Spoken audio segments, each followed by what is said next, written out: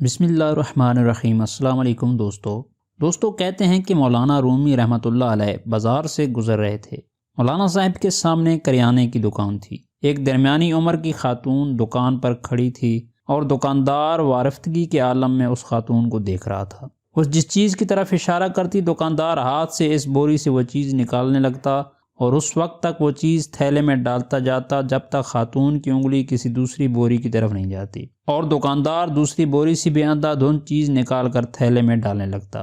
یہ عجیب منظر تھا۔ دکاندار ورفتگی کے ساتھ گاہک کو دیکھ رہا تھا اور گاہک انگلی کے اشارے سے دکاندار کو پوری دکان میں گھما رہا تھا، اور دکاندار اللہ دین کے جن کی طرح چپ چاپ اس کے حکم پر عمل کر رہا تھا۔ خاتون نے آخر میں لمبی سانس لی اور دکاندار کو حکم دیا، چلو بس کرو، آج کی خریداری مکمل ہو گئی۔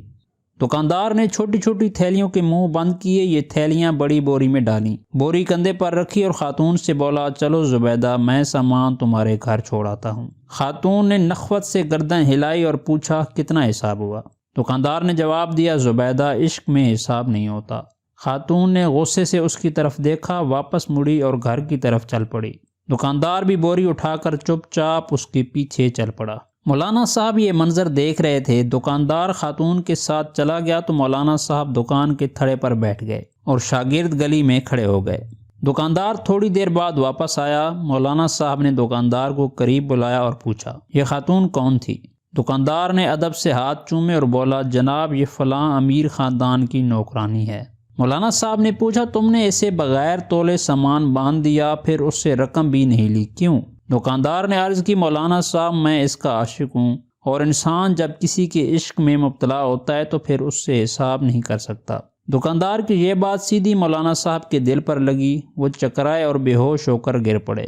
شاگرد دوڑے، مولانا صاحب کو اٹھایا، ان کے چہرے پر عرق گلاب چھڑکا، ان کی ہتھیلیاں اور پاؤں رگڑے۔ مولانا صاحب بڑی مشکل سے آنکھیں کھولی۔ دکاندار گھبرایا ہوا تھا۔ وہ مولانا صاحب پر جھکا اور ادب سے عرض کی، جناب، اگر مجھ سے غلطی ہو گئی ہو تو معافی چاہتا ہوں۔ مولانا صاحب نے فرمایا، تم میرے محسن ہو، میرے مرشد ہو، کیونکہ تم نے آج مجھے زندگی میں عشق کا سب سے بڑا سبق سکھا دیا۔ دکاندار نے حیرت سے پوچھا، جناب وہ کیسے؟ مولانا صاحب نے فرمایا، میں نے جانا تم ایک عورت کے عشق میں مبتلا ہو کر حساب سے بیگانے ہو، جبکہ میں اللہ تعالیٰ کی تسبیح بھی گن گن کر کرتا ہوں، نفل بھی گن کر پڑھتا ہوں، اور قرآن مجید کی تلاوت بھی اور راگ گن گن کر کرتا ہوں، لیکن اس کے باوجود اللہ تعالیٰ سے عشق کا دعویٰ کرتا ہوں۔ تم کتنے سچے اور میں کس قدر جھوٹا عاشق ہوں۔